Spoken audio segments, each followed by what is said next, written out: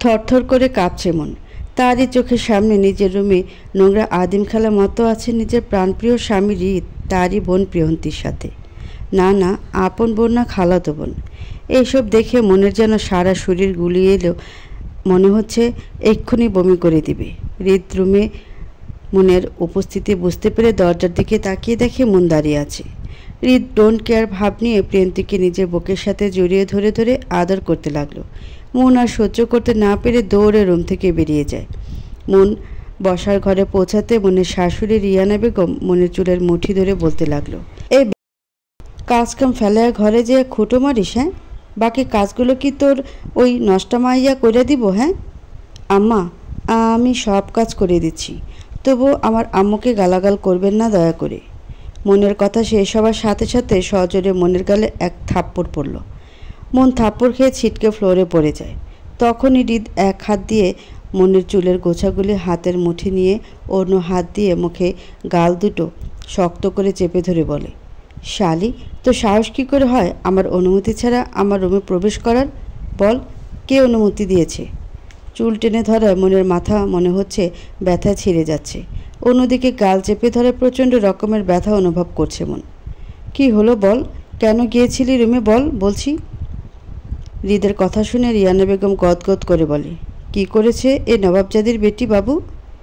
কি করেছে শোনো তোমার বউয়ের কাছে। জানো মা, প্রিয়ন্তী এসেছিল আমার কাছে, কি একটা ম্যাথ বুঝছিল না বলে আমি ওকে ম্যাথটা সলভ করে দিচ্ছিলাম। তখনই তোমার বৌমা রুমে ঢুকে প্রিয়ন্তীকে দেখে কী সব বাজে গালাগাল করেছে। হৃদের কথা শুনে মন যেন আকাশ থেকে পড়ল। এত বড় মিথ্যে কথা কি করে বলতে পারে একজন মানুষ, এটা মন নিজেও বুঝতে পারছে না। অন্যদিকে হৃদের কথা শুনে রিয়ানা বেগমের মাথায় যেন আগুন জ্বলে উঠল। নিজের বোনের মেয়েকে নিজের থেকেও ভালোবাসে সে, আর তাকে কটু কথা বলা। রিয়ানা বেগম দ্রুত রান্নাঘরে চলে গেলেন। হৃদ বুঝে উঠতে পারছে না তার মা কি করতে চাচ্ছে, আর এদিকে মন খুব ভালো করেই বুঝতে পারছে আজ ওর কপালে কী আছে। কিছুক্ষণ পর রিয়ানা বেগম ঝাঁটা নিয়ে আসতে দেখে হৃদের ঠোঁটের কোণে বাঁকা হাসি ফুটে উঠল। রিয়ানা বেগম আসতে হৃদ মনকে ছেড়ে দিয়ে দূরে সরে দাঁড়ায়। তোর এত বড় সাহস, আমার কলিজার টুকরা প্রিয়ন্তীকে তুই গালাগাল করিস? বাজারি মাইয়া, আজ তোর একদিন কি আমার একদিন। রিয়ানা বেগম এলো পাথারি শলার ঝাড়ু দিয়ে মনকে পেটাতে লাগলো। এক একটা শলার বাড়ি যেন মনের শরীরে আগুন ধরিয়ে দিচ্ছে। পুরো ঝাড়ুর শলা মনের শরীরে ভেঙে ক্ষান্ত হন রিয়ানা বেগম। মারা শেষে রিয়ানা বেগম নিজের ঘরে চলে যান। হৃদ তার মাকে যেতে দেখে ধীর পায়ে মনের কাছে এসে বলে, বলেছিলাম না তোকে, আমার কথার বাইরে গেলে কি হতে পারে তোর? এখনও সময় আছে, আমার কথায় রাজি হয়ে যা, তাহলে তোকে রাজরানীর মতো করে রাখবো। হৃদের কথা শুনে মন ঘৃণায় মুখ অন্যদিকে সরিয়ে নেয়। সারা শরীরে অসহ্য যন্ত্রণা হচ্ছে। ঝাড়ুর শলাগুলো ভেঙে ভেঙে সারা শরীরে গেঁথে আছে। চাইলেও মুখ ফুটে কিছু বলতে পারছে না মন হৃদকে। হৃদ বুঝতে পারল মন তার প্রস্তাবে রাজি হবে না। রাগে হৃদ মনের বুকে লাথি মেরে রুমে গিয়ে দরজা বন্ধ করে দেয়। মনের চোখ বেয়ে অঝরে পানি গড়িয়ে পড়ছে। মন শরীরের ব্যথা নিয়ে অনেক কষ্ট করে দাঁড়াতে গিয়ে পড়তে নিলে কেউ ধরে ফেলে। মন তাকিয়ে দেখে তার শ্বশুর রায়হান আহমেদ। বৌমা, তোমার এই অবস্থা হলো কি করে? বাবা, আপনি কখন এলেন? ভাঙা গলায় বলল মন। রায়হান আহমেদ বুঝতে পারলেন এটা কার কাজ। বৌমা, তোমাকে কতবার বলেছি এভাবে চুপ করে পড়ে পড়ে মার না খেয়ে তুমি তোমার বাবার বাসায় চলে যাও। মন তার শ্বশুরের দিকে তাকিয়ে তার ছেলের হাসিতে ভাঙা গলায় বলে উঠল, বাবার বাসা? আমার কি কোনো বাড়ি আছে বাবা? কেউ কি আমাকে চায়? না আমার বাবা, না আমার মা। না মা, এভাবে বলে না, এখানে থাকলে তুমি বাঁচবে না, ওরা তোমাকে বাঁচতে দিবে না। তুমি চলে যাও মা। কোথায় যাব বাবা? আমার যে কোনো জায়গা নেই যাওয়ার। আমি ব্যবস্থা করে দিব তোমায়। তুমি চলে যাবে, এই নরকে তোমাকে থাকতে হবে না। আমার চোখের সামনে তোমাকে এভাবে তিলে তিলে মরতে দেখতে পারবো না। মন এক দৃষ্টিতে তার শ্বশুরের দিকে তাকিয়ে আছে। মনের কেন যেন মনে হয় এ যেন তার শ্বশুর না তার নিজের বাবা। মানুষটার চেয়েও আমাকে বাঁচাতে পারে না, বিধায় চোখে মুখে কষ্টের ছাপ। বৌমা, তুমি রুমে গিয়ে রেস্ট করো, আমি মলম পাঠিয়ে দিচ্ছি, ক্ষতস্থানে লাগালে ব্যথার উপশম হবে। মন মাথা নাড়িয়ে চিলেকোঠা রুমের দিকে পা বাড়াতে রায়হান আহমেদ রেগে চেঁচিয়ে উঠলেন, বৌমা, আমি তোমাকে তোমার নিজের রুমে যেতে বলেছি, চিলেকোঠার রুমে যেতে বলিনি। মন কিছু না বলে মাথা নিচু করে দাঁড়িয়ে আছে। রায়হান আহমেদ মনকে কিছু বলতে না দেখে রিতকে ডাকতে লাগলেন। রিত তার বাবার গলা পেয়ে প্রিয়ন্তীকে বিছানায় রেখে কোনো মতে শরীরে শার্ট জড়িয়ে রুম থেকে বেরিয়ে এলো। হৃদের বাবা তার সুপুত্রের দিকে ভালো করে তাকিয়ে দেখে চোখ ফিরিয়ে নিলেন। তিনি বুঝতে পারলেন কেন তার লক্ষ্মী বৌমা নিজের রুমে না গিয়ে চিলেকোঠার রুমে যাচ্ছিল। কেন? বাবা ডেকেছ? এইসব কি হচ্ছে রিত? তুমি আর তোমার মা কখনো এই মেয়েটিকে একটু শান্তি দিবে না? রিত তার বাবার কথাগুলো শুনে অগ্নি দৃষ্টি দিয়ে মনের দিকে তাকাতে মন ভয়ে কাঁপতে থাকে। বাবা, তুমি কি বলছো? আমি তা বুঝতে পারছি না। বুঝতে পারছো না নাকি বুঝতে চাইছো না? কোনটা রিত? হৃদের বাবার চেঁচামেচি শুনে রিয়ানা বেগম নিজের রুম থেকে বের হয়ে তেড়ে যায় মনকে মারতে। তখনই রিত তার মায়ের হাত টেনে ধরে ইশারা শান্ত থাকতে বলে। তোমাদের ন্যূনতম লজ্জা করে না, তাই না রিয়ানা? কি বলতে চাইছো হৃদের বাপ? পরিষ্কার করে রাখাও। ঠিক আছে, যখন তুমি আমার কথা বুঝতে পারছো না তখন তোমাকে পরিষ্কার করে বলছি, বৌমার উপর কবে এই অত্যাচার বন্ধ করবে? কিডা করলো তোমার বৌমার উপরে আমি অত্যাচার করি? এই মাইয়া কইছে, তাই না? শয়তান মাইয়া, আমার নামে শ্বশুরের কাছে কুটনামি করিস? দাঁড়া, ঝাড়ুর বাড়ি মনে হয় কম পড়ে গেছে, এবার চলা কাঠ নিয়ে আসি। রিয়ানা বেগম রেগে মনকে মারার জন্য চলা কাঠ আনতে যাবে, ঠিক সেই মুহূর্তে রায়হান আহমেদ সজোরে এক থাপ্পড় মেরে বসেন রিয়ানার গালে। হঠাৎ এমন কাণ্ডে সবাই স্তব্ধ। রিয়ানা বেগম আগুন দৃষ্টিতে মনের দিকে তাকিয়ে আছে। কি হলো? বৌমার দিকে তাকিয়ে আছো কেন? হ্যাঁ, মারবে? ওকে মেরে দেখাও, তারপর দেখো আমি কি করি। তুমি এই বাইরের মাইয়ের লেগিয়া আমার গায়ে হাত তুললা? হ্যাঁ তুলেছি, বেশ করেছি। মন যেমন এ বাড়ির বউ, তুমিও তেমন এই বাড়ির বউ। মন যদি বাইরের মেয়ে হয় তাহলে তুমিও বাড়ির একজন মহিলা। তোমরা দুজনে এ বাড়ির বউ, আর তোমাদের স্ট্যাটাস এক, বুঝতে পেরেছ? 30 বছর সংসার করে আজ প্রথম রিয়ানা তার স্বামীকে রাখতে দেখল, আর এই সবের পিছনে এই মেয়েটা দায়ী। কথাগুলো ভাবতেই রিয়ানা বেগম রাগে ভিতরে ভিতরে ফুঁসতে লাগলো। আর রিত, তোকে বলছি, একজন আদর্শ ছেলে হতে গিয়ে একজন আদর্শ স্বামী হতে ভুলে যাস না। বৌমা তার প্রিয় মানুষগুলোকে ছেড়ে তোর কাছে পড়ে আছে, আর তুই ওকে কষ্ট দিচ্ছিস। আমার ভুল হয়ে গেছে বাবা, আর হবে না। মন, আমাকে ক্ষমা করে দাও প্লিজ। মনের কথাগুলো বলতে বলতে রিত মনের হাত শক্ত করে চেপে ধরে। মন বুঝতে পারছে রিত তার বাবার সামনে ভালো সাজার জন্য এই অভিনয় করে যাচ্ছে। রিত মনের হাত টেনে রুমের দিকে নিয়ে দরজা বন্ধ করে দিয়ে মনের দিকে অগ্নি দৃষ্টি নিক্ষেপ করে বলে, কি ভেবেছিস শালি? বাবাকে দিয়ে কয়েকটা কথা শোনালে আমি ঠিক হয়ে যাব? হ্যাঁ, তুই তোর এই বিচ্ছিরি মুখটা নিয়ে চলে যা আমার সামনে থেকে, কারণ তোকে আমার সহ্য হয় না। মন এক ঝলক নিজের বিছানায় তাকিয়ে দেখে প্রিয়ন্তী তার বিছানায় ঘুমিয়ে আছে, আর নিচে ছড়িয়ে ছিটিয়ে আছে প্রিয়ন্তীর জামা কাপড়। মন দ্রুত নিজের চোখ দুটো সরিয়ে নিয়ে ওয়াশরুমে ঢুকে শাওয়ার অন করে তার নিচে দাঁড়িয়ে পড়ে। ডিসেম্বর মাসের শেষের দিকে হাড় কাঁপানো ঠান্ডায় মন ভিজে যাচ্ছে। থরথর করে ঠান্ডায় মনের ঠোঁট জোড়া কাঁপছে। শরীরের কাটা যাওয়াগুলোয় পানি লাগতেই আগুনের মতো জ্বলে উঠল। সেই জ্বালা মন দাঁতে দাঁত চেপে সহ্য করতে লাগলো। 10 মিনিট হতেই দরজা করাঘাত পড়তে লাগলো। এই মা, বাইর হ আমার ওয়াশরুম থেকে, বাইর হ বলছি। হৃদের নিজের মুখে অকথ্য ভাষায় গালাগাল করতে লাগলো মনকে। মন শাওয়ার অফ করে ওয়াশরুমের দরজা খুলে দিতে হৃদ হুড়মুড়ে ভিতরে ঢুকে মনের গালে চড় মারে। মন চড় খেয়ে সেন্সলেস হয়ে যায়। রাত 3টে, ঘুটঘুটে অন্ধকার চারিদিক। মনের জ্ঞান ফিরতে নিজেকে হৃদের রুমের ব্যালকনিতে আবিষ্কার করে মন। ব্যথায় পুরো শরীর যেন অবশ হয়ে আছে। মন দেয়ালের সাথে হেলান দিয়ে ভাবতে লাগলো, আল্লাহ, আমার কপালে যখন সুখ লিখনি তাহলে কেন এই নিষ্ঠুর পৃথিবীতে পাঠালে আমায়?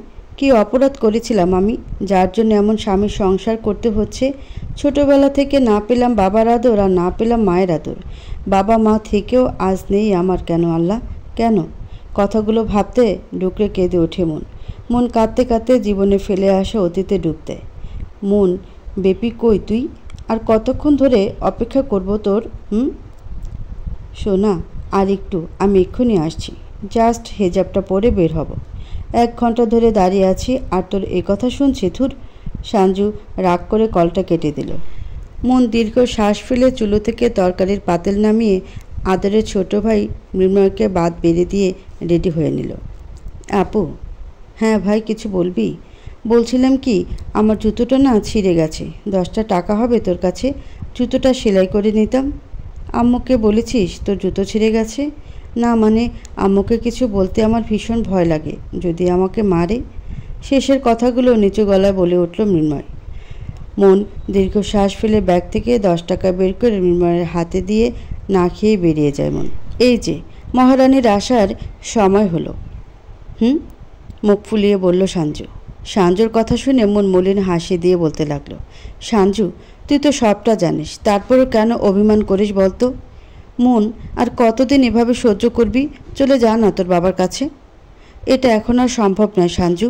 বাবার দ্বিতীয় সংসারে আমি বা আমার ভাইয়ের জায়গা নেই, আর আমার সেই সাহস নেই যে ঘর থেকে বেরিয়ে যাব। বুঝতে পেরেছি, তুই পড়ে পড়ে মার খাবি। চল, কোচিংয়ের দেরি হয়ে যাচ্ছে, আর পরের সপ্তাহ থেকে আমাদের জেএসসি পরীক্ষা শুরু হবে। স্যারকে বলতে হবে ম্যাথটা আর একটু ভালো করে করাতে। ঠিক বলেছিস, চল যাওয়া যাক। সাঞ্জু আর মনকে দূর থেকে দাঁড়িয়ে লক্ষ্য করছিল আবিদ। আবিদের বন্ধুরা আবিদকে এভাবে তাকিয়ে থাকতে দেখে পাশ থেকে আবিদের বন্ধু সুমিত আবিদকে বলে, কাকে দেখছিস দোস্ত? নীলটাকে, শাড়ি কালোটাকে। সুমিতের কথা শুনে আগুন দৃষ্টিতে তাকিয়ে সুমিতকে বলতে লাগলো, ঠিক করে কথা বল সুমিত, না হলে। সরি দোস্ত, আর হবে না। এখন বল, কার ইনফরমেশন চাই তোর? নীল ড্রেস পরা মেয়েটার? সিরিয়াসলি দোস্ত, তুই ওই মেয়েকে চিনিস না? সুমিত বলল, না চিনি না। আবিদের কথা শুনে সুমিত আর বাকিরা হেসে উঠল। আবিদ রেগে সুমিতকে ঘুষি মেরে বলে, শালা, বল এভাবে হাসছিস কেন? আবিদ, হাসবো না তো কী করবো বল? যে মেয়ে তোদের বাড়িতে ভাড়া থাকে আর তুই জানিস না? ওয়াও, কি এই মেয়ে আমাদের বাড়িতে বাসা ভাড়া থাকে? জি স্যার। মেয়েটার নাম মৃন্ময়ী ইয়াসমিন মন, ক্লাস 8-এ পড়ে, আর ওর একটা ছোট ভাই আছে, ক্লাস 4-এ পড়ে, নাম মৃন্ময়। বাই দ্য ওয়ে আবিদ, তোর চয়েস ঠিক আছে, বাট প্রবলেম হলো মেয়েটির মা খানের দরজাল আর মেয়েটির বাবা এখানে থাকে না। আশেপাশে মানুষ বলে নাকি ওদের বাবা মা ছাড়াছাড়ি হয়ে গেছে। ওর মায়ের আবার কাঁচামালের ব্যবসা, তবে খুব ভালো একটা চলে না। মনের বিষয় এইসব শুনে বেশ খারাপ লাগে আবিদের। কিন্তু আবিদ, তোর বাবা এই গোল্লামারিতে বেশ সুনাম আছে, তোদের পাওয়ারও বেশি এই গোল্লামারিতে, বেশিরভাগ দোকানগুলো তোদের। আঙ্কেল কি মেনে নেবে মনকে? এত কিছু এখন ভাবতে চাইছি না নীরব। মেয়েটাকে প্রথম দেখায় আমি প্রেমে পড়েছি, বলতে পারিস লাভ অ্যাট ফার্স্ট সাইট। কিন্তু দোস্ত, মনের মা যদি জানতে পারে তাহলে মনের যে কি অবস্থা হবে ভাবতেই আমার পুরো শরীর শিউরে উঠছে। চিন্তিত ভঙ্গিতে বলল সুমিত। মানে কি বলতে চাইছিস তুই? সময় হলে জানতে পারবি আবিদ। আবিদ কিছু না বলে মনের পিছু পিছু যেতে লাগলো। আবিদ যেতেই নীরব বলে উঠল, সুমিত, মন তো কয়েক মাস হলো আবিদের বাসায় ভাড়া থাকে, আর আবিদ জানে না? হতে পারে, কিন্তু আমার ভয় হচ্ছে অন্য কিছু। দেখ নীরব, আবিদরা মন্দির থেকে বংশ মর্যাদা বলিস আর টাকা পয়সা সব দিক দিয়ে বড়। আন্টি আঙ্কেল মনে হয় না মানবে। আঙ্কেল আন্টি মানবে কি না এটা তো পরের ব্যাপার সুমিত। তার আগে মনের মা জানতে পারে তাহলে কি হবে বুঝতে পারছিস? দেখা যাক কি হয়। মন আর সাঞ্জু কোচিং শেষ করে গল্প করতে করতে বাসার দিকে ফিরতে লাগলো, কিন্তু তখনও আবিদকে সাঞ্জু বা মন কেউ খেয়াল করেনি। মন সাঞ্জুকে বিদায় দিয়ে বাসায় আসে। বাসায় এসে দেখে মন তার মা আলিয়া বেগম মৃন্ময়কে অকথ্য ভাষা গালাগাল করছে। মনকে দেখতে পেয়ে আলিয়া বেগমের রাগ যেন আরও বেড়ে গেল। বসা থেকে উঠে তেড়ে আসলো মনের দিকে। এদিকে মায়ের এমন রূপ দেখে মনের জান যায় যায় অবস্থা। মন খুব ভালো করেই বুঝতে পারছে আজ ওর কপালে শনি আনাচ্ছে। মনের ভাবনার মাঝে আলিয়া বেগম মনের চুলের মুঠি ধরে হির হির করে রুমে টেনে নিয়ে অকথ্য ভাষায় গালি দিতে দিতে বলে, তোকে কাল বলেছিলাম না আমার সব কাপড় ধুয়ে দিতে? হ্যাঁ, দিস নাই কেন? আম্মু, আমার হাতে ভীষণ ব্যথা ছিল, তাই আজ ধুই নাই, কাল ধুইয়া দিই। তাহলে আমি কাল কি পরমু? তোর বাপ তো আমার ঘাড়ে তোকে 2 ভাই বোনরে ফেলাই থুইয়া নিজে জাহাজে জাহাজে গিয়া ঘুরতাছে, কোনো খরচ দেয় না। আমি একা একটা মহিলা কত দিক সামলামু? মরতে পারিস না তুই? মন চুপ করে কেঁদে চলছে। মনকে এভাবে কাঁদতে দেখে আলিয়া বেগমের মেজাজ যেন আরও বেড়ে গেল। রান্নাঘর থেকে চলা কাঠ এনে বেধরম পেটাতে লাগলো মনকে। চিৎকার করে কাঁদছে মন। মৃন্ময় সাহস দেখিয়ে মায়ের হাতের মার থেকে বোনকে বাঁচাতে না পেরে নীরবে কেঁদে যাচ্ছে মৃন্ময়। তখনই ঘরে হুড়মুড় করে আবিদের মা মনিরা বেগম। এভাবে বাড়িওয়ালাকে আসতে দেখে হকচকিয়ে যায় আলিয়া বেগম। আপা, কি হয়েছে? এভাবে মেয়েটাকে মারছেন কেন? কি বলবো ভাবি বলেন? মেয়েটাকে সকালে বলে গেছি আমার কাপড়গুলো ধুয়ে রাখতে, কিন্তু এসে দেখি সব আধোয়া, কিচ্ছু ধয়নি। এই সামান্য কারণে এতটুকু মেয়ের গায়ে হাত দিবে না পা? এতটুকু দেখলে কি হবে, হাড় বজ্জাত মেয়ে, নিজের পেটে ধরেছি তো তাই জানি। আপা, আপনি এ কথাগুলো কি করে বলেন? আপনি যখন কাজে বেরিয়ে যান তখন এই পুচকি মেয়ে পুরো সংসার সামলায়। যে সময় মেয়েটার খেলার সময় সেই সময়ে মন আপনার সংসার সামলাচ্ছে, এটা কি কম? আর এতটুকু মেয়েকে বলছেন আপনার কাপড় ধুয়ে দিতে? মনের হয়ে কথা বলাটা যেন আলিয়া বেগমের পছন্দ হলো না। তিরিক্ষি মেজাজে আবিদের মাকে বলে উঠল, দেখুন ভাবি, এটা আমার সংসার, আমি যেমন চাইবো তেমনটাই হবে, আপনি দয়া করে আমাদের পারিবারিক ব্যাপারে মাথা ঘামাবেন না। মনের মায়ের কথা শুনে আবিদের মা অপমানিত বোধ করায় আর কিছু না বলে মনের মাথায় হাত রেখে চলে যায়। আবিদ এতক্ষণ তার মায়ের রুমের জানালার কাছে দাঁড়িয়ে মনের মায়ের কথাগুলো শুনছিল। মনের মায়ের কথা শুনে আবিদের যেন মাথায় রক্ত উঠে গেল। রাগে ফুঁসতে ফুঁসতে রুম থেকে বেরিয়ে ড্রয়িং রুমে আসতে আবিদ দেখে তার মা ভিতরে ঢুকছে। মা, ওই মহিলা তোমাকে এত কথা শোনালো, তুমি কিছু বললে না কেন? কেন কিছু বললাম না জানিস? কারণটা হলো, আমি যদি এখন ওনাকে মনের হয়ে কিছু বলতাম তাহলে আমি যাওয়ার পর মেয়েটা আরও মার খেত। মায়ের কথা শুনে আবিদ কিছুটা দমে যায়, কারণ আর যাই হোক তার ভালোবাসার মানুষটাকে কষ্ট পেতে দেখতে পারবে না আবিদ। আচ্ছা মা, এ মহিলা কি সত্যি ওদের মা?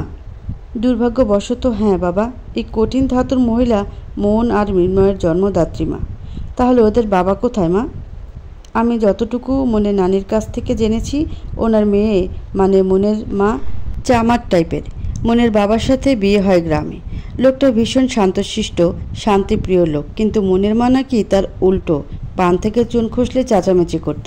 মনের বাবা তার সাধ্যমতো মনের মায়ের চাহিদা মেটানোর চেষ্টা করত, কিন্তু কখনোই মনের মায়ের মন জয় করতে পারত না।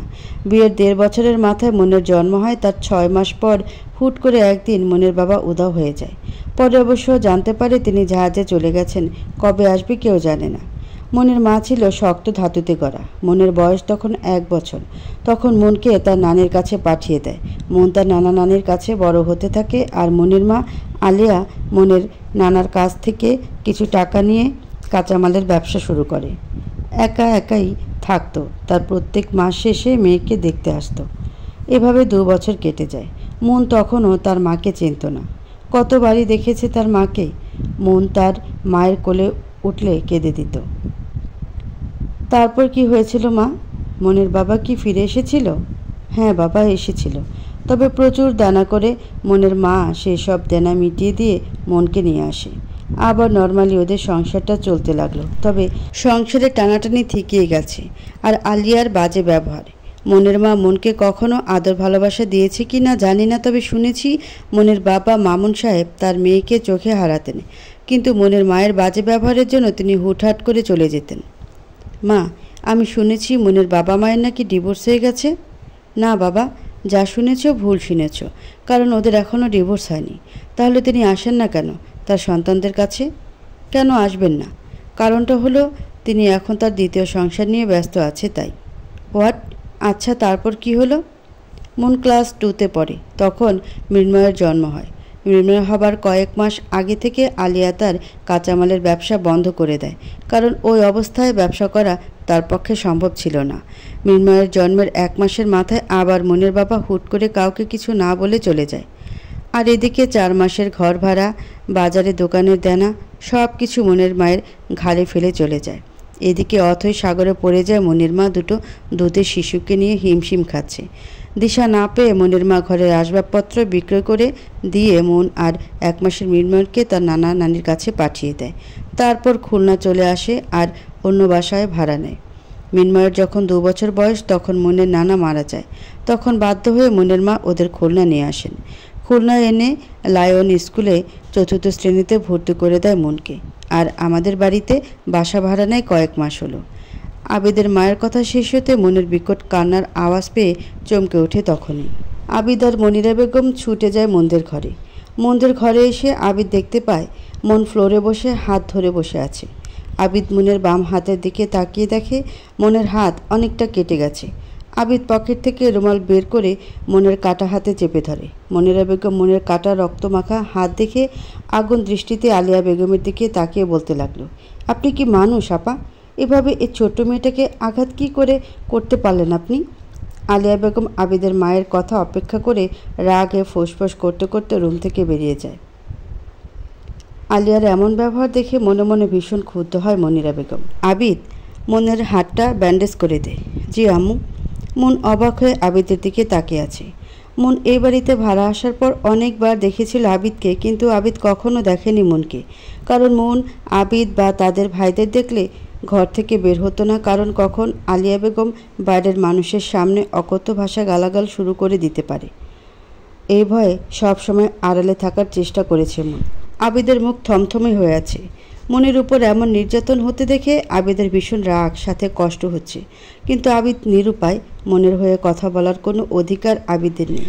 আর যদি বলেও তাহলে এর ঝাল যে মনের উপর দিয়ে যাবে, এটা আবিদ খুব ভালো করে জানে। সূর্যের কিরণ মুখে পড়তে মন তার অতীতের ভাবনার জগৎ থেকে বেরিয়ে আসে। সূর্যের কিরণ যেন মুহূর্তে সব অন্ধকার কাটিয়ে আলোকিত করছে। মন ভাবছে, যদি সত্যি এমনটা হতো, তার অন্ধকারময় জীবনটা সূর্যের কিরণে আলোকিত হয়ে উঠবে। মন শরীরে অসহ্য যন্ত্রণা নিয়ে দেয়াল ধরে উঠে রুমে ঢুকে দেখে হৃদ একাই বিছানায় ঘুমিয়ে আছে। মন কাপড় পাল্টে রান্নাঘরে এসে ঝটপট লুচি বানিয়ে সেঁকে নিয়ে আলু ভাজি ডিম পোস্ট করে ডাইনিং টেবিলে সাজিয়ে নিয়ে পুরো ঘর পরিষ্কার করতে লাগলো। সকাল 8টা নাগাদ মন সব কাজ শেষ করে সোফায় বসতে রিয়ানা বেগম দরজা খুলে বাইরে এসে দেখে মন সোফায় গায়ে এলিয়ে দিয়ে চোখ বন্ধ করে আছে। রিয়ানা বেগমের জন্য মনের এই শান্তি সহ্য হচ্ছে না। তিনি রান্নাঘরে গিয়ে ফ্রিজ থেকে ঠান্ডা পানির বোতল বের করে নিয়ে মনের গায়ে পুরো ঠান্ডা পানি ঢেলে দেয়। ঠিক মতো ঘুম না হওয়ায় মন ক্লান্তিতে সোফায় বসে ঘুমের মতো পড়তেই শরীরে ঠান্ডা কিছু অনুভব করে। মনের ঘুম ভেঙে যায়। দর ফুলে ওঠে মন। ঠান্ডায় দাঁতের সাথে দাঁত লেগে যাচ্ছে। তাকিয়ে দেখে রিয়ানা বেগম রক্ত চোখে নিয়ে তাকিয়ে আছে তার দিকে। কী রে নবাবজাদের বেটি, এখানে বসে পড়ে ঘুমাচ্ছিস? হ্যাঁ? এমনিতে শরীরে অসহ্য যন্ত্রণা, তার উপর আবার ঠান্ডা পানি পড়েছে। মনের মনে হচ্ছে এক্ষুনি অজ্ঞান হয়ে যাবে। মনকে কিছু বলতে না দেখে রিয়ানা বেগম যেন আরও তেতে উঠল। গতকাল ঘটে যাওয়ার কাণ্ডের রাগ আজ যেন বিস্ফোরণের মতো কাজ করে রিয়ানা বেগমের উপর। মনকে ধাক্কা দিয়ে ফেলে দিয়ে বলতে লাগলো, কাল শ্বশুরকে দিয়ে অনেক কথা শুনিয়েছিস, কিন্তু তোকে বাঁচাবে কে? কথাটা বলে শয়তানি হাসি দিল রিয়ানা বেগম। রিয়ানা বেগমের মুখের হাসি দেখে বুঝতে পারল আজও তার কপালে অশেষ দুঃখ আছে। রিয়ানা বেগম গট করে নিজের রুমে চলে যেতে মন উঠে কাপড় পাল্টাতে চলে যায়। মনের কেন যেন খুব ঠান্ডা লাগছে। মন বুঝতে পারছে তার জ্বর আসছে। মন রুমে গিয়ে কোনো রকম ভেজা কাপড় পাল্টে শুকনো কাপড় পরে নেয়। কিছুক্ষণ পর দরজা খোলার আওয়াজ পেয়ে তাকিয়ে দেখে প্রিয়ন্তী। প্রিয়ন্তীকে দেখে মনে যেন সারা শরীর আবার গুলিয়ে আসছে। মন দ্রুত ওয়াশরুমে ঢুকে যায়। বমি করে চোখে মুখে পানি দিয়ে বেরিয়ে এসে দেখে হৃদ প্রিয়ন্তীর ওষ্ঠাধয়ে ঠোঁট ডুবে আছে। এখানে যে মন নামের কোনো প্রাণী আছে এটা দুজনের কেউ নজরে দিচ্ছে না, বরং নিজেদের কাজ নিজেরা করছে। মন সহ্য করতে না পেরে চিৎকার করে উঠল। মনের চিৎকার শুনে প্রিয়ন্তীকে ছেড়ে দিয়ে মনের দিকে তেড়ে এসে মনের গলা চেপে ধরে বলে, মাইয়া, তোর এত বড় সাহস, আমার সামনে তুই গলা তুলে কথা কস? আজ তোর সব তৈলামি মারমু। প্রিয়ন্তী বেবি, তুমি এখন দরজাটা বাইরে থেকে আটকে নিজের রুমে যাও তো। ওকে হৃদ ভাইয়া। প্রিয়ন্তী হৃদের কথা মতো রুম থেকে বেরিয়ে বাইরে থেকে দরজা লক করে দেয়। হৃদ এতক্ষণ মনের গলা হালকা করে চেপে ধরল ও এবার বেশ শক্ত করে চেপে ধরে মন দম নিতে না পেরে ছটফট করতে লাগলো। আর হৃদের ঠোঁটের কোণে পৈশাচিক হাসি যেন আজ এই মন নামের অভিশাপ তার জীবন থেকে সে তাড়াবে। কিন্তু তার আগেই মন হৃদকে জোরে ধাক্কা দিয়ে সরিয়ে দেয়। কাশতে থাকে মন। এদিক হৃদকে এভাবে ধাক্কা দেওয়ায় হৃদ ভীষণ রেগে যায়, কিন্তু পরক্ষণে মনের চোখ মুখের অবস্থা দেখে হৃদ ভীষণ ভয় পেয়ে যায়। মনকে ধরে বিছানায় বসিয়ে গ্লাসে পানি নিয়ে মনের মুখের সামনে ধরে। মন পানি দেখে দ্রুত পানি খেয়ে নেয়। কিছুক্ষণ পর মন স্বাভাবিক হলে হৃদ মনকে বিছানার সাথে 2 হাত চেপে ধরে বলতে লাগলো, তোকে আমি প্রথম দিন বলেছি আমার থেকে দূরে থাকবি। আমি তোকে বউ হিসেবে মানি না যতদিন না তোর মা আমাকে 10 লাখ টাকা দিচ্ছে। আর একটা কথা, কখনো আমার আর প্রিয়ন্তীর মাঝে আসার চেষ্টা করবি না, কারণ আমি প্রিয়ন্তীকে ভালোবাসি সেই ছোট্টবেলা থেকে। আর বাবা তোকে জোর করে আমার কাঁধে গুছিয়ে দিয়েছে। মন সাথে সাথে বলে উঠল, তুমি কেন মেনে নিলে? তখন পালিয়ে যেতে, তাহলে এই নরকে পড়ে পচতে হতো না। হৃদ দাঁতে দাঁত চেপে আবার বলে উঠল, তুমি কি ভেবেছিলে আমি পালাতে চাইনি? চেয়েছি। আর পালিয়েও ছিলাম, কিন্তু বাবার লোকেরা আমাকে খুঁজে পেয়ে যায় আর বাবার কাছে নিয়ে আসে। বাবা সেদিন কঠিন গলায় বলেছিল, আমি যদি তোকে বিয়ে না করি তাহলে আমাকে তার সম্পত্তি থেকে এক কানা করিয়েও দেবে না, বরং ত্যায্য করে দেবে। তাই বাধ্য হয়ে তোর মতো কালীকে বিয়ে করতে বাধ্য হয়েছি। মন এতদিনে জানতে পারলো ওকে বিয়ে করার আসল কারণ ত্যায্য হওয়া আর সম্পত্তি পাওয়ার লোভে পড়ে ওকে বিয়ে করেছে। মনের যেন কলিজাটা ফেটে যাচ্ছে কষ্টে, কিন্তু আফসোস এই কষ্টের ভাগ কাউকে ও দিতে পারবে না। নিজের ভেতরে গুমড়ে গুমড়ে মরতে হবে ওকে। হৃদ মনের কোনো রেসপন্স না পেয়ে মনের হাত দুটো আরও শক্ত করে চেপে ধরে বলে, তোকে তো আমার জীবন থেকে যেতেই হবে মন, সেটা হোক আজ বা কাল। মন হাতের ব্যথায় কুকড়ে উঠছে, কিন্তু কিছু না বলে চুপ করে কেঁদে যাচ্ছে। হৃদ আরও কিছু বলতে যাবে, তখন বাইরে থেকে দরজা খোলার আওয়াজ পেতে হৃদ মনকে ছেড়ে দিয়ে সরে যায়। তখনই রিয়ানা বেগম ঘরে প্রবেশ করে। বাবু, তুই ঘুম থেকে উঠে গেছিস? হ্যাঁ মা, উঠে গেছি, কিন্তু তুমি এখন এখানে? এসেছি, আর সাথে এই ঝিকে একটু শিক্ষা দিতে এসেছি। কাল তোর বাপ এই মাইয়ার জন্য আমারে থাপ্পড় মারছে, যতক্ষণ না এই থাপ্পড়ের শোধ নিতে পারছি ততক্ষণ আমার শান্তি নেই। প্রচণ্ড রেগে বলল রিয়ানা বেগম। তাহলে তো আমি তোমাকে তোমার প্রতিশোধ নিতে হেল্প করতে পারি মা। না বাবু, তুই নাস্তা করে অফিসে যা, একে তো আমি দেখে নিচ্ছি। আর ভালো কথা, প্রিয়ন্ত কিছু কেনাকাটা করতে যাবে, তুই বিকেলে ফিরে ওকে নিয়ে মার্কেটে যাবি। ঠিক আছে মা, আজ তো আমার হাফ ডে, আমি বিকেলে ফিরে আসব। আচ্ছা বাবু, আর তুই আমার সাথে আয়। বাবুর বাপও বাসায় নেই, তার কাজে সে চলে গেছে। এখন তোকে কে আমার হাত থেকে বাঁচায় আমিও দেখব। কথাগুলো বলে মনের বাহু শক্ত করে ধরে টেনে হিঁচড়ে ড্রয়িং রুমে নিয়ে যায়। মন ব্যথায় কুকড়ে উঠছে, কারণ এখনও রিয়ানা বেগম মনের বাহু শক্ত করে চেপে ধরে আছে। ওই বান্দিজি, আমার গায়ে হাত তোলার শাস্তি তোকে তো পেতেই হবে। কথাটা বলে রিয়ানা বেগম মনের হাত ছেড়ে দিয়ে রুম থেকে কারি কারি কাপড় ড্রয়িং রুমে এনে ফ্রিজ থেকে টমেটো কেচাপ বের করে পরিষ্কার কাপড়ে ঢেলে দেয়, আর ফ্রিজে রাখা বাকি তরকারি এনে কাপড়ে ঢেলে দিল। মন হা করে দাঁড়িয়ে তার শাশুড়ির কাণ্ড দেখছে, তবে মোটে অবাক হয়নি মন, কারণ গত 1 বছর ধরে এমন ঘটনা দুদিন পরপর হতো। তবে সেই সব দিনের থেকে আজ কাপড়ের সংখ্যা অনেক বেশি। তার উপর গতকাল থেকে পেটে দানা পানি কিচ্ছু না পড়ায় মনের শরীর যেন ভেঙে পড়ছে। মন ভেবে পাচ্ছে না এতগুলো কাপড় আজ কী করে ধোবে। এর মাঝে হৃদ অফিসের ড্রেস পরে রেডি হয়ে এসে মনের উদ্দেশ্যে বলে, এই মেয়ে, আমাকে নাস্তা দাও, আমার অফিসের দেরি হয়ে যাচ্ছে। মন ধীর পায়ে ডাইনিং টেবিলের সামনে গিয়ে হৃদের প্লেটে রুটি, আলু ভাজি আর ডিম পোস্টটা দিয়ে সরে আসতে নিলে হুট করে প্রিয়ন্তী মনের সামনে এসে দাঁড়িয়ে ন্যাকা গলা মনকে বলতে লাগলো, ভাবি দেখো না, আমার এই ড্রেসটা নোংরা হয়ে গেছে, তুমি প্লিজ এটা একটু ধুয়ে দিবে। মনের ইচ্ছে করছে প্রিয়ন্তীকে ঠাটিয়ে এক চর মারতে, কিন্তু আফসোস মন তা আজ করতে পারবে না। তাহলে হয়তো আজই তার এ বাড়িতে শেষ দিন হবে। মন না চাইতেও মুখে প্লাস্টিক হাসি এনে প্রিয়ন্তীর হাত থেকে ড্রেসটা নিয়ে বলে, ঠিক আছে প্রিয়ন্তী, আমি তোমার জামাটা ধুয়ে দিব। প্রিয়ন্তী মনের দিকে তাকিয়ে শয়তানি হাসি দিয়ে চলে যায়। প্রিয়ন্তী এই কাজে রিয়ানা বেগম বেশ খুশি হন। মা আমারা মেয়ে প্রিয়ন্তী ছোটোবেলা থেকে খুব আদরে মানুষ করে রিয়ানা বেগম। দুধে আলতা গায়ের রং, হরিণীর মতো দুটো চোখ, লাল টকটকে ঠোঁট জোড়া। মেয়েটাকে পরীর থেকে কোনো অংশে কম লাগে না রিয়ানা বেগমের কাছে।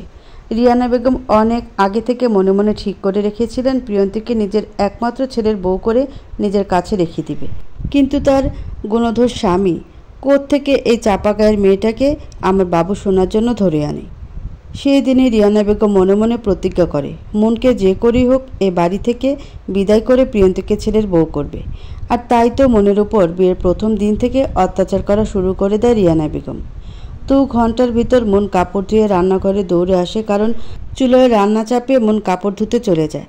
কিন্তু রান্নাঘরে এসে দেখে তরকারি খানিকটা লেগে গেছে। তা দেখে মন ভয় পেয়ে যায়, কারণ এর আগে একবার তরকারি পুড়ে যাওয়ায় রিয়ানা বেগম মনের হাত গরম তরকারিতে ডুবিয়ে দেয়। সে কথা ভাবতেই মনের শরীর যেন ভয়ে কাঁপতে লাগলো। এদিকে সকালে রিয়ানা বেগম মনকে কিছু খেতে না দিয়ে কাপড় কাচতে পাঠিয়ে দেয়। কাপড় অর্ধেক কেচে এসে মন রান্না চাপিয়ে আবার কাপড় কাচতে চলে যায়, কিন্তু দুর্ভাগ্যবশত রান্নাটা আজ অনেকটা পুড়ে গেছে। মন দ্রুত চুলা বন্ধ করে তরকারিটা নামিয়ে নেয়। তখনই বাড়ির কলিং বেলটা বেজে ওঠে। মন দরজা ছুটে যায় দরজা খুলতে। দরজা খুলে সামনে তাকিয়ে মানুষটাকে দেখে মন যে পাথর হয়ে গেল। বিয়ের 1 বছর পর আজ প্রথম আলিয়া বেগম মনের চোখের সামনে দাঁড়িয়ে আছে। মন ভেবে পায় না তার মাকে আল্লাহ কোন মাটি দ্বারা সৃষ্টি করেছে। এতটা কঠিন হৃদয়ের মা কী করে হতে পারে? এমনটা নয় সে তার সৎ মেয়ে, মন তার নিজের রক্ত, তারপরও কেন এই ব্যবহার, এটা মন কখনো ভেবে পায় না। হঠাৎ আলিয়া বেগমের কথায় মন তার ভাবনা থেকে বের হয়ে আসে। কি হয়েছে মন? তো শ্বশুর আমাকে ফোন করে তোকে এখান থেকে নিয়ে যেতে বলল কেন? বিরক্তির চোখে তাকিয়ে বলল আলিয়া বেগম। আলিয়া বেগমের কথা শুনে মন বুঝতে পারল তার মায়ের এখানে আসার কারণ। তবে এখন যদি রিয়ানা বেগম তার মাকে দেখতে পায় তাহলে মাকে অপমান করতে দ্বিতীয়বার ভাববে না। আলিয়া বেগম মনকে ঠেলে সরিয়ে দিয়ে ভেতরে ঢুকে পড়ে। এদিকে রিয়ানা বেগম নিজের রুমে বসে হিন্দি সিরিয়াল দেখায় ব্যস্ত, কিন্তু কলিং বেলের আওয়াজ পেয়ে তিনি ড্রয়িং রুমে এগিয়ে যান কে এসেছে সেটা দেখতে। তখনই মনের মাকে দেখে চিনতে না পেরে জিজ্ঞাসা করে, এই আপনি কে? আর আমার বাড়িতে কি চান? আপনি রিজ্জামাই বাবাজির মা, তাই তো? হ্যাঁ, কিন্তু আপনি কে? আমি মনের মা বেআইন। মনের মা বলায় রিয়ানা বেগম আপাদ মস্তক আলিয়া বেগমের দিকে তাকিয়ে বলে, আজ প্রথমবার মেয়ে শ্বশুরবাড়ি এসেছেন, তাও খালি হাতে? সামান্য মিষ্টি ফলও আনতে পারেননি? কি ভিখিরি ঘরে আমার বাবু সোনার বিয়ে করালো রে বাবা? রিয়ানা বেগমের ঠেস মারা কথা শুনে আলিয়া বেগম খেপে ওঠে। কি বলতে চান বেআইন, আমরা ভিখিরি? তা নয়তো কি? হ্যাঁ, মেয়ের শ্বশুরবাড়িতে আসছেন খালি হাতে, আর বিয়ের সময় মেয়েকে পাঠিয়েছেন খালি হাতে। কেন? কারণ আপনার স্বামী এমন কিছু চায়নি তাই। এরপর যখন আপনাকে ফোন করে 10 লাখ টাকা দেওয়ার কথা বলেছিলাম, আপনি কি টাকাটা দিয়েছেন? দেখুন বেআইন, আমার পক্ষে এতগুলো টাকা আপনাদের দেওয়া কোনোদিন সম্ভব না, কারণ আমার ছোট্ট দোকান থেকে খুব সামান্য আয় হয়, যা দিয়ে আমি আমার সংসার চালাই। ও, তাহলে নতুন বাড়ি কী করে করলেন বেআইন? কে দিল? আপনি এত কথা কি করে জানেন?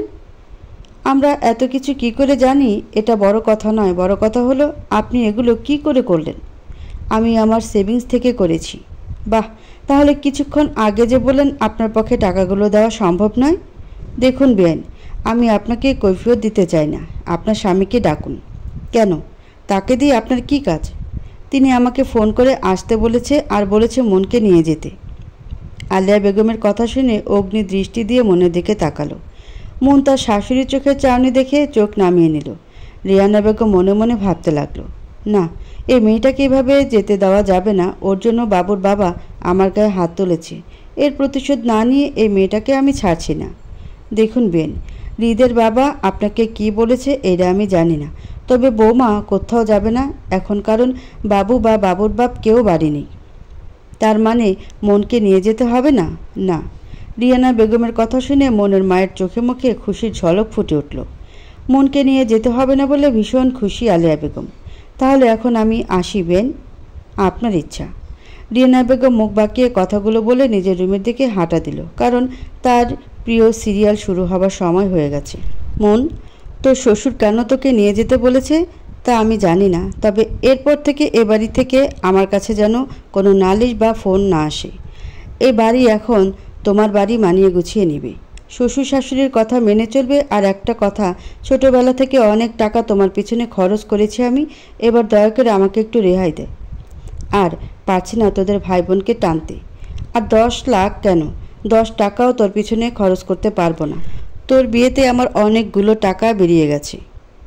আলিয়া বেগমের কথা শেষ হবার আগে মন বলে উঠল, আম্মু তুমি কেমন আছো আর মৃন্ময় কেমন আছে? মনের প্রশ্ন শুনে আলিয়া বেগম বেশ বিরক্ত হয়ে বললেন, ভালো আছি আমরা, আর আমি এখন আসছি। কথাটা বলে বেরিয়ে গেল আলিয়া বেগম।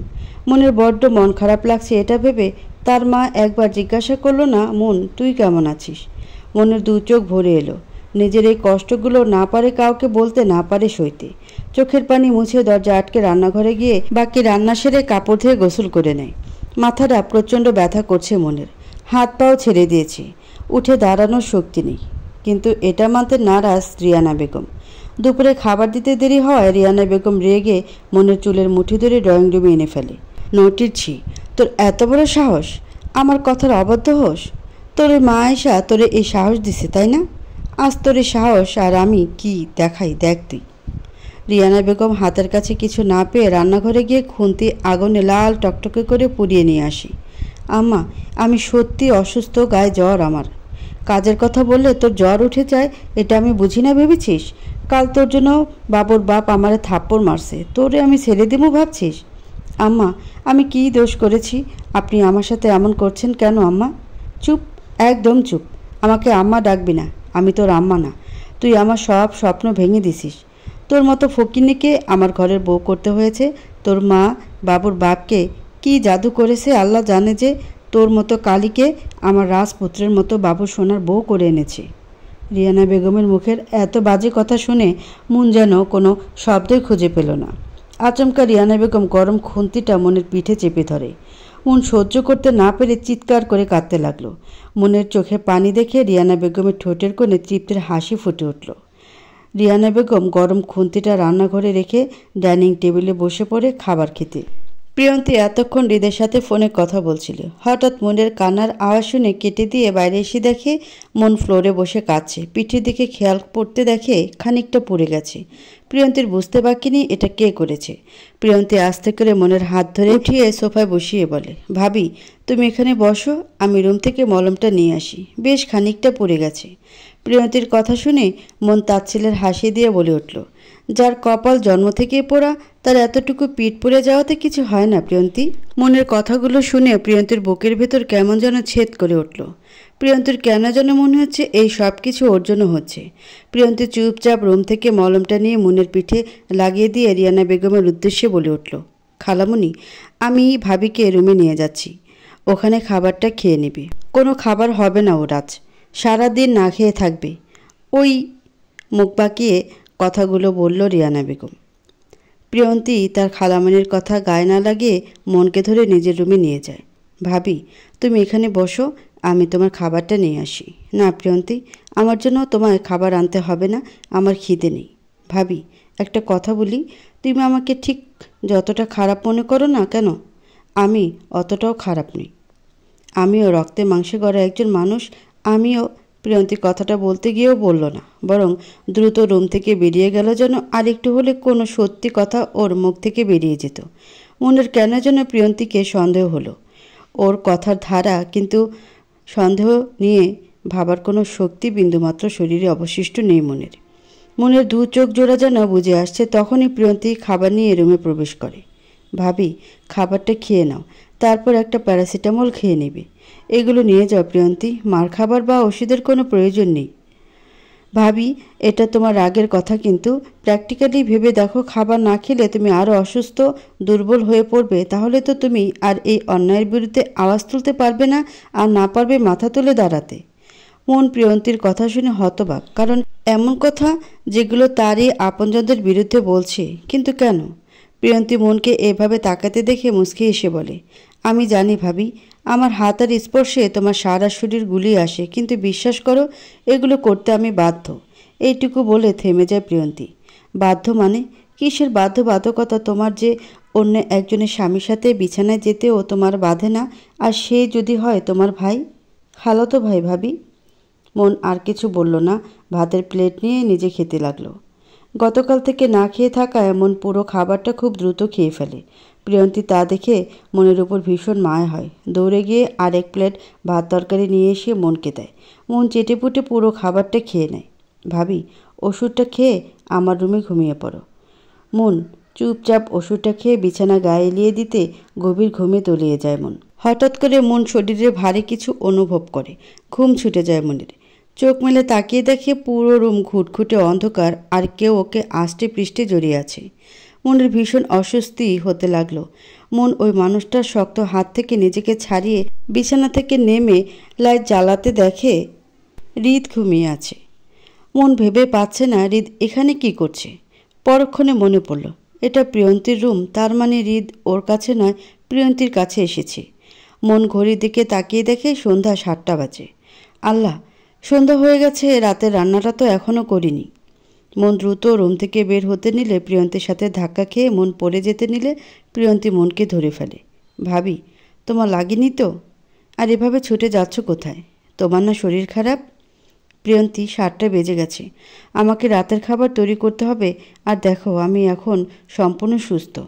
চুপ করো ভাবি, আমি খালামণিকে আগে বলে দিয়েছি তুমি অসুস্থ, আজ তুমি রান্না করতে পারবে না, আর তুমি আজ রেস্ট করবে। তাহলে কে রান্না করবে? আর রাতে খাবার কে তৈরি করবে? খালামণি নিজে করবে, আর আমি খালামণিকে হেল্প করব। মন প্রিয়ন্তীর কথা শুনে যেন আকাশ থেকে পড়ল। রিয়ানা বেগম যা এত সহজে মেনে যাবে এটা মন কল্পনায় ভাবতে পারে না। কি ভাবছ ভাবি? প্রিয়ন্তীর কথা এমন ভাবনার জগৎ থেকে বেরিয়ে আসে। ও এখানে কেন? হৃদকে উদ্দেশ্য করে বলল, আসলে ভাবি, হৃদ ভাইয়া বিকেলে ফিরে তোমাকে খুঁজছিল। তুমি আমার রুমে জানাতে এই রুমে এসেছিল, নিচু গলায় বলল প্রিয়ন্তী। হঠাৎ এত দরদ আমার উপর উঠতে উঠল কেন প্রিয়ন্তী? আর তোমাদের শপিংয়ে বের হবার কথা ছিল। বিকেলে তোমার গায়ে ধুম জ্বর থাকায় হৃদ ভাইয়া যেতে চায়নি, বলল আগামীকাল নিয়ে যাবে। প্রিয়ন্তী এক ঝলক হৃদের দিকে তাকিয়ে নিজের এলোমেলো চুলগুলো খোপা করে রুম থেকে বেরিয়ে গেল। প্রিয়ন্তী পিছন থেকে ডেকেও সাড়া না পেয়ে থেমে যায়। আই এম সরি ভাবি, আমার জন্য তোমার সংসারটা ভেঙে গেল, কিন্তু আমি যে অসহায়। প্রিয়ন্তী দীর্ঘশ্বাস ফেলে হৃদকে ঘুম থেকে তোলার জন্য এগিয়ে গেল। মন নিজের ঘরে গিয়ে ওয়াশরুমে ঢুকে চোখে মুখে পানি দিয়ে চুলটা আঁচড়ে খোপা করে নেয়। মনের শরীরটা এখনও খুব দুর্বল লাগছে, কিন্তু শরীরে সেই ব্যথা নেই। মন কিছুক্ষণ আয়নার দিকে তাকিয়ে দেখছে। 1 বছরে ত্বকের কি পরিবর্তন! আগের থেকে গায়ের রং ময়লা হয়ে গেছে, চোখের নিচে কালো দাগ, শরীরে অজস্র মারের দাগ যেগুলো কালশিটে পড়ে গেছে। মন আয়নায় নিজেকে দেখার সময় হঠাৎ খেয়াল করে দুটো চোখ তাকে দেখছে। সে চোখ দুটো আর কারোর না, হৃদের। হৃদকে দেখে মন দ্রুত বেরিয়ে যেতে নিলে হঠাৎ করে মনের মাথাটা ঘুরে যায়। মন পড়ে যেতে নিলে হৃদ মনকে ধরে ফেলে। হৃদ মনকে ভালো না বাসলেও মনের জন্য হৃদের মনের কোণে এক সুপ্ত অনুভূতি আছে, যেটা হৃদ কখনো মনকে বুঝতে দিতে চায় না। হৃদ মনকে দাঁড় করিয়ে বলে উঠল, কি ব্যাপার নবাবজাদির বেটি, আমাকে দেখে কি করে পড়ে যাওয়ার ভান করছিস? ভাবছিস এভাবে আমার কাছে আসতে পারবি? হৃদের কথা শুনে তাচ্ছিলের হাসি দিয়ে বলে উঠল, এমনটা ভাবার কোনো কারণ নেই হৃদ। আমি যতক্ষণ সজ্ঞানে আছি, আমি বেঁচে থাকতে তোমার মতো নোংরা লোকের কাছে যাওয়ার কথা কল্পনাতেও ভাবতে পারি না। তাহলে যে নিজেকে অপমান করা হবে। মনের কথা শুনে মুহূর্তে হৃদের মাথা যেন গরম হয়ে গেল। হৃদ তার সমস্ত শরীরের শক্তি দিয়ে মনকে থাপ্পড় মারল। মন ছিটকে খাটের কোনায় বাড়ি খেয়ে ফ্লোরে পড়ে যায়। মনের শরীর অত্যন্ত দুর্বল থাকায় মন সেন্সলেস হয়ে যায়। মনকে উঠতে না দেখে হৃদ ঘাবড়ে যায়। মনের কাছে গিয়ে দেখে মন সেন্সলেস হয়ে গেছে। হৃদ মনকে কোলে তুলে বিছানায় শুয়ে দিতে খেয়াল করে মনের ঠোঁটের কোণ কেটে রক্ত পড়ছে। হৃদ তুলো দিয়ে রক্ত মুছে মলম লাগিয়ে মনের গায়ে কম্বল চাপিয়ে দিয়ে ওয়াশরুমে ঢুকে যায়। এতক্ষণ রিয়ানা বেগম দরজার কাছে তার ছেলে আর ছেলের বউয়ের কাহিনী দেখছিল। যখনই দেখলো হৃদ মনকে থাপ্পড় মারছে, ওনার ইচ্ছে করছিল হৃদকে বলতে যে মনকে আরও মারতে, কিন্তু তিনি তা বলতে পারবেন না, কারণ বাড়িতে এখন হৃদের বাবা আছে। এই জন্য তিনি শান্ত হয়ে যায়। কিন্তু পরক্ষণে হৃদকে যখন দেখলো মনের সেবা করতে, তখনই ওনার মাথায় আগুন ধরে যায়। ছুটে যায় প্রিয়ন্তীর রুমে। প্রিয়ন্তী, জি খালামণি, তুমি এখন এখানে কিছু বলবে? বলতেই তো এসেছি। তাহলে ভনিতা না করে বলে ফেলো। বাবা, আর কত? তোর বাবা কিন্তু তোর উপর খুব ক্ষেপে আছে আবিদ। তাতে আমার সত্যি কিছু যায় আসে না আম্মু। লোকটার কথা সত্যিই আমার কিছু যায় আসে না। আবিদ, ভুলে যেও না উনি তোমার বাবা হন। সত্যি যদি ভুলতে পারতাম উনি আমার বাবা। মনিরা বেগম এবার খানিকটা নরম হয়ে বলতে লাগলেন, দেখ বাবা, তুই তো জানিস তোর বাবা নিজের সিদ্ধান্তে অনর মনকে কখনো মেনে নেবে না। কেন আম্মু, কেন? মনকে মেনে নিতে কি সমস্যা আব্বুর? কারণটা তুমি খুব ভালো করে জানো। কারণটা হলো মনের বাবা মা, বিশেষ করে মনের মা। উনি কতটা বাজে, লোভী, নিজের লাভ ছাড়া এক পাও এগোয় না। তার উপর ব্যবহার এত খারাপ যে ওনার সাথে কথা বলা পর্যন্ত যায় না। মনিরা বেগমের কথা শুনে আবিদ চুপ করে আছে, কারণ আবিদ জানে তার আম্মু যা বলছে তার প্রত্যেকটা কথা সত্য। আবিদকে চুপ থাকতে দেখে মনিরা বেগম আবার বলতে লাগলেন, আবিদ, সব থেকে বড় কথা কি জানিস? মন এখন বিবাহিত। 1 বছর হয়ে গেছে ওর বিয়ের, এখনও কেন তুই ওকে ভুলতে পারছিস না? ভুলে যাওয়াটা কি সত্যি খুব সহজ আম্মু? সহজ না বাবা, কিন্তু তোকে ভুলতে হবে, নিজের না হলেও মনের জন্য। কারণ ও এখন অন্য কারো স্ত্রী, অন্য বাড়ির বউ। আমি জানি আমার আবিদ সোনা আমার কথা শুনবে। সরি আম্মু, মনকে ভুলে যাওয়া আমার পক্ষে কোনো দিন সম্ভব নয়। আমি জানি আমার মন আমাকে ছাড়া ভালো নেই। আমি আমার মনকে ফিরিয়ে আনব।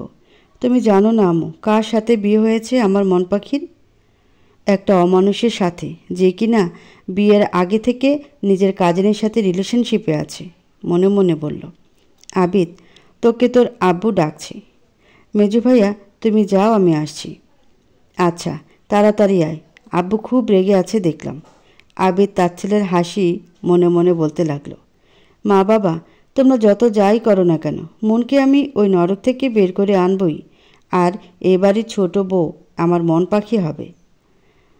তুই ওই মুখপুরীর সাইড হয়ে কথা বলছিস কেন? রিয়ানা বেগম বললেন, খালামণি, আমি রক্তে মাংসে গড়া একজন মানুষ, কোনো জন্তু না। কি বলতে চাইছিস তুই? তীক্ষ্ণ চোখে তাকিয়ে বলল রিয়ানা বেগম। আমি কি বলতে চাইছি তুমি ঠিক বুঝতে পারছো খালামণি। যাই হোক, তোমাকে একটা কথা বলছি, ভাবিকে তুমি বউ হিসেবে মেনে নাওনি আর মেনে নিবেও না, এটা আমি খুব ভালো করেই জানি। কিন্তু ভাবি তো মানুষ, এরকম টর্চার করো না প্লিজ। তাহলে কি করতে বলছিস? আমার ওই বেকে ঘরে রাখতে? কোনো দিন না, ওকে তো আমি ঘর ছাড়া করবই।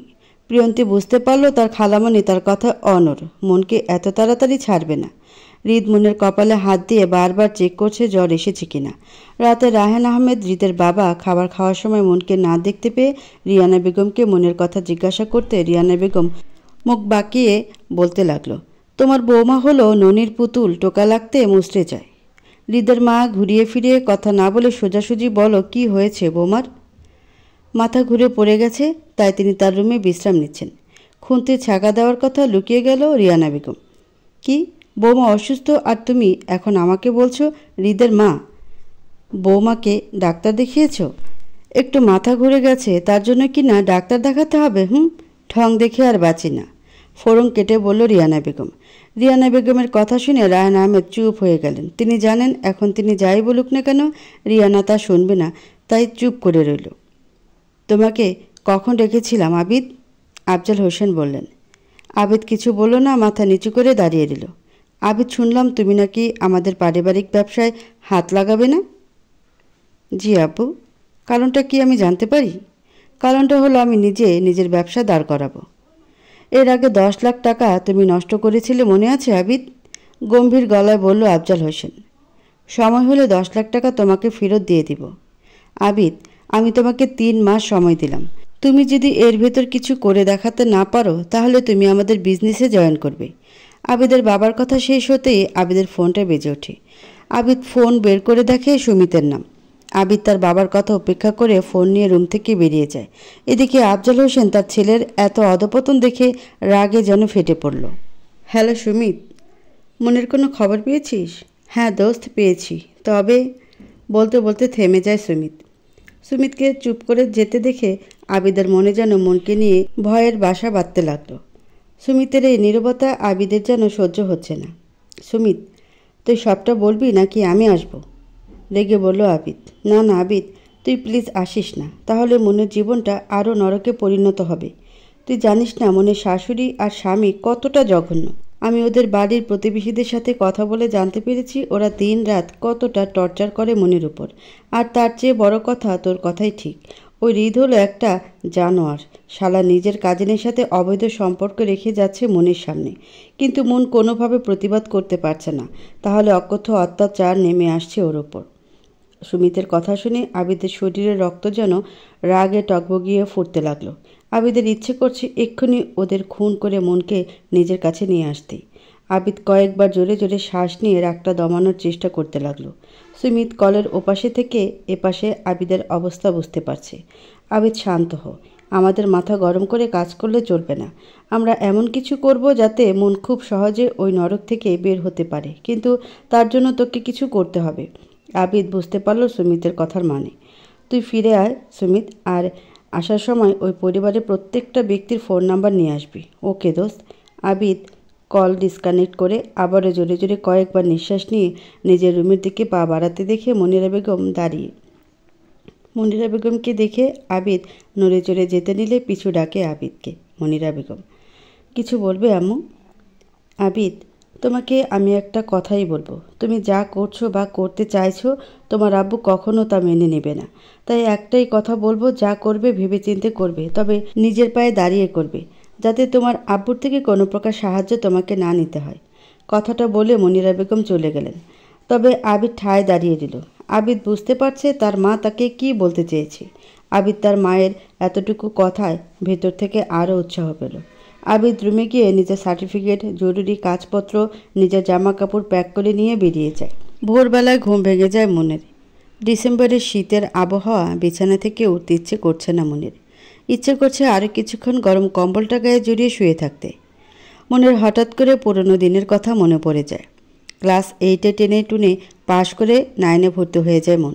আলিয়া বেগমের কোনো প্রকার ইচ্ছে নেই মনকে পড়ানো। তিনি চান মেয়ে তার কাজে হাত লাগাক আর ঘরে বসে রান্না করুক, কিন্তু মন চায় পড়তে, কারণ এই একটা জিনিস আছে যেটা ও নিজের ইচ্ছেতে করতে পারছে। মন প্রতিদিন স্কুলে সানজির সাথে যাওয়া আসা করতে লাগলো। হঠাৎ একদিন সানজি বলে উঠল, মন দোস্ত দেখ, ওই ছেলেটাকে আমি কয়েকদিন ধরে ফলো করছি। ছেলেটা আমাদের প্রতিদিন ধরে ফলো করে। সানজির কথা মতো পিছনে তাকিয়ে দেখে আবিদ। আজ প্রথমবার মন ভালো করে আবিদের দিকে তাকালো। উজ্জ্বল শ্যামবর্ণের গায়ের রং, অবশ্য ওর থেকে ফর্সা। উদ্ভট মায়াভরা দুই চোখ আর খাম্বার মতো লম্বা, হালকা কোকড়ানো ঘন চুল। মনের হৃদয়ে হুট করে হিম শীতল বাতাস বয়ে গেল। আবিদকে দেখে আজ প্রথমবার মনের কিশোরী মনের ভিতর প্রেমের বীজ বনে গেল। মনকে চুপ থাকতে দেখে সানজি বলে উঠল, দোস্ত এখন আমি বুঝতে পারছি না ছেলেটাকে কাকে পছন্দ করে, তোকে না আমাকে? আর কে এই ছেলেটা? মন তখনই ফট করে বলে উঠল, উনি আমাদের বাড়িওয়ালার ছোট ছেলে আবিদ। পুরো নাম জানি না, ইন্টার সেকেন্ড ইয়ারে পড়ে। ওয়াও, তাহলে তো হয়ে গেল। তাহলে ছেলেটা তোকে পছন্দ করে, আমি শিওর। সানজির কথা শুনে মনের ভালো লাগলো, তবে সানজিকে বুঝতে না দিয়ে উল্টো ধমক দিল, সানজি আমাদের দেরি হয়ে যাচ্ছে, বাসায় চল তাড়াতাড়ি। বুঝি বুঝি, মনে তো এখন লাড্ডু ফুটছে বলে কিটকিটে হাসতে লাগলো সানজি। এভাবে কয়েক মাস কেটে গেল। না আবিদ মনকে সাহস করে কিছু বলেছে, না মন বলছে। আবিদ মনের মায়ের জন্য মনের থেকে দূরে দূরে থাকে, যাতে ওর জন্য কখনো মনকে মারতে না পারে। তবে এতগুলো মাসের ভেতর এমন কোনো দিন নেই যে মন মার খায়নি। মন কিছুদিন পর বুঝতে পারে সেও আবিদকে ভালোবেসে ফেলেছে। মন না চাইতেও আবিদের কাছে চুম্বকের মতো টানে। আবিদও বুঝতে পারে মন তাকে ভালোবেসে ফেলেছে। এর মাঝে একদিন মনে আত্মচিৎকার শুনে আবিদ আর আবিদের মা সাথে অন্যান্য ভাড়াটিয়ারা ছুটে আসে মন্দির ঘরে। এসে দেখে মন বা হাত ধরে কেঁদে যাচ্ছে, আর আলিয়া বেগমের হাতে চলা কাট। মনিরা বেগম মনের হাত ধরতে মন চিৎকার করে আবারও কেঁদে ওঠে। মনিরা বেগম বুঝতে পারে মনের হাত হয়তো ভেঙে গেছে। তিনি আলিয়া বেগমের দিকে অগ্নি দৃষ্টি নিয়ে তাকিয়ে বলতে লাগলো, মেয়েটাকে এভাবে জানোয়ারের মতো মারলেন কেন? আমার মেয়েকে আমি মারবো না কাটবো, এটা কি আপনার কাছ থেকে শুনবো আমি? মনের মায়ের কথা শুনে আবিদের মায়ের যেন রাগে গা যেন জ্বলতে লাগলো। তিনি দাঁতের দাঁত চেপে মনের মায়ের উদ্দেশ্যে বলে উঠল, আপনি ভুলে যাচ্ছেন আপনি আমার বাড়িতে ভাড়া থাকেন, আর আমার বাড়িতে এইসব মারপিট চলবে না। আপনারা পরের মাসে আমার রুম ফাঁকা করে দিবেন, না হলে আমি আবিদের বাবাকে বলতে বাধ্য হব। কথাটা বলে আবিদের মা চলে যায়। আবিদের মায়ের কথা শুনে মনের মা কিছুটা নরম হয়ে যায়। দ্রুত রেডি হয়ে মনকে নিয়ে হসপিটালের উদ্দেশ্যে বেরিয়ে যায়। মনের ডান হাত ভেঙে গেছে। মনকে ডাক্তার দেখিয়ে হাতে প্লাস্টার করে ওষুধ নিয়ে আসে। মনের মায়ের উপর আবিদের প্রচণ্ড রাগ হয়। আবিদের ইচ্ছে করছে এই মহিলাকে নিজের হাতে খুন করতে, কিন্তু আফসোস সেটা সম্ভব নয়। মনের হাত ভাঙায় কিছু দিনের জন্য আলিয়া বেগম চুপ হয়ে যায়, তবে খিটখিট লেগেই থাকে, কারণ তাকে এখন সংসারের সব কাজ করতে হচ্ছে। দেখতে দেখতে কয়েক মাস কেটে যায়। মনের হাত ঠিক হয়ে গেছে। ক্লাস 9 থেকে 10-এ ওঠার কিছুদিন পর আবিদ মনকে প্রপোজ করে। মন রাজি হয়ে যায়, ভুলে যায় নিজের মায়ের কথা। একটু ভালোবাসা পাওয়ার লোভে মন তার 2 হাত বাড়িয়ে দেয় আবিদের দিকে। চলতে থাকে দুজনের খুনসুটিময় ভালোবাসা। হঠাৎ মন বিছানা থেকে ফ্লোরে পড়ে যায়। কোমরে প্রচণ্ড ব্যথা অনুভব করে মন, তবুও খাটের কোণা ধরে উঠে দাঁড়িয়ে দেখে হৃদ আর তার মা দাঁড়িয়ে আছে। মন বুঝতে পারল তাকে লাথি দিয়ে বিছানা থেকে ফেলে দিয়েছে। মন ছলছল চোখে হৃদের দিকে তাকিয়ে রইল কয়েক মুহূর্ত। তারপর ওয়াশরুমে ঢুকে ফ্রেশ হয়ে বের হতে রিয়ানা বেগম মনের চুলের মুঠি ধরে বলে, কী গো নবাবজাদির বেটি, আমার বাবু সোনার মাথা চিবিয়ে খেতে চেয়েছিলি না? এখন বুঝাবো তোকে কত ধানে কত চাল। রিয়ানা বেগম মনের চুলের ধরে রুমের বাইরে নিয়ে যেতে সামনে হৃদের বাবাকে দেখে থতমত খেয়ে যায়। তুমি এখানে কেন? তোমার কোনো অসুবিধা হলো নাকি হৃদের মা? না মানে? চুপ, একদম চুপ, আর একটা কথাও বলবে না। বৌমা, তুমি তোমার জামা কাপড় গুছিয়ে নাও, আমি তোমাকে এক্ষুনি তোমার মায়ের বাসায় রেখে আসবো। এই নরকে আর তোমাকে থাকতে হবে না। মন তার শ্বশুরের কথা শুনে ভয়ে আঁতকে উঠল। কারণ গতকাল যে তার মা এসেছিল তা হয়তো তার শ্বশুর জানে না, আর তাই আজ নিজে দিয়ে আসার কথা বলছে। কিন্তু গতকাল মনির মা যা যা বলে গেল তার অন্যথা হলে এর দ্বিগুণ নরক যন্ত্রণা যে ওকে সহ্য করতে হবে, এই কথাটা মন তার শ্বশুরকে বলে উঠতে পারছে না। এদিকে রায়হান আহমেদ মনকে এ বাড়ি থেকে বের করে নিয়ে যাবে। হঠাৎ করে রিয়ানা বেগম বলে উঠল, কোথাও যাবে না মন। মানে কি বলতে চাইছো হৃদের মা? তুমি তো চাইতে বৌমা এ বাড়ি থেকে চলে যাক। তাহলে এই মেয়ে আমার বাড়ি আর আমার বাবু সোনার জীবন থেকে চলে যাক, এটা আমি চাই না। আমার কাছে ক্ষমতা থাকলে এই অলক্ষীকে এক্ষুনি বের করে দিতাম, কিন্তু এভাবে তো আর একে বের করে দিতে পারি না। হৃদের বাপ, কি বলতে চাও পরিষ্কার করে বলো হৃদের মা। খানিকটা রেগে বললেন রায়হান আহমেদ। ডিভোর্স ভেবে বলছি সাবিত, পরে ডিসিশন চেঞ্জ হবে না তো? তোর কি মনে হয় নীরব? ওকে ফাইন, আমি মামুকে বলছি তোকে মামুর দোকানে নিতে। এর মাঝে কোনো একটা ব্যবস্থা হয়ে যাবে, কি বলিস? ব্যবস্থা তো আমাকে করতেই হবে নীরব, আমার জন্য না হলেও আমার মন পাখির জন্য। অন্যদিকে আবেদ বাড়ি ছেড়ে চলে যাওয়ায় আফজাল সাহেব প্রচণ্ড ক্ষিপ্ত হয়ে আছে মনিরা বেগমের উপর। তিনি তার দুই ছেলের সামনে মনিরা বেগমকে ডেকে পাঠান। মনিরা বেগম তার স্বামীকে প্রচণ্ড রকমের ভয় পায়। তার সামনে আসতে মনিরা বেগম চুপ হয়ে যায়। আফজাল হোসেন বলতে লাগলেন,